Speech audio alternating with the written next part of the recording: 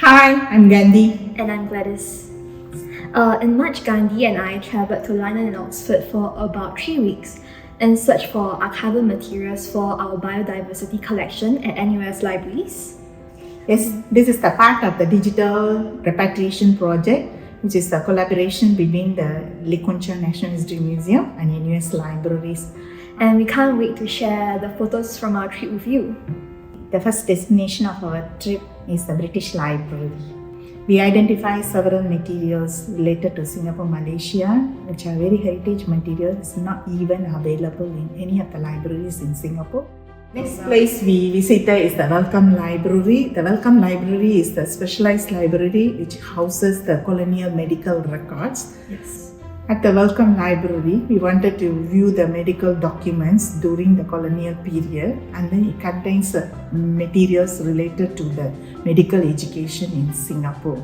Both Gandhi and I had a very wonderful experience at Welcome, and we are actually very grateful to the library staff who assisted us. We visited the Natural History Museum London on our first day, but this time around we went with a mission. Yes, we wanted to view the Dr. Johnson paper. Dr. Johnson was a former lecturer at the Department of Zoology at NUS. His paper was deposited by his wife, Annie Johnson. He specialized on the marine species in Singapore, and the collection is very important because there are lots of species at the current time. Our next destination was actually on both of our bucket list, and that is the Royal Botanic Garden, the Kew Garden. Yes. And later we attended a meeting with the staff at Kew's Library and Archives, and one of them was Dr. Yuan Turner. Yeah, he was the former lecturer at the Department of Botany at NUS. Afterwards, we had a meeting with Mr. David, who was the head of the data and digital services at the Kew Gardens Library.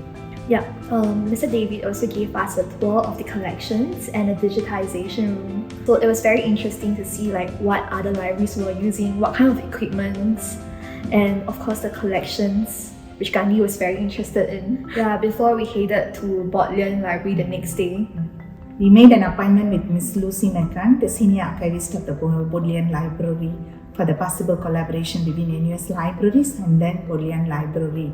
The collections over there is very amazing, and then we found a lot of materials related to the colonial history of Malaya and Singapore in Bodleian Library.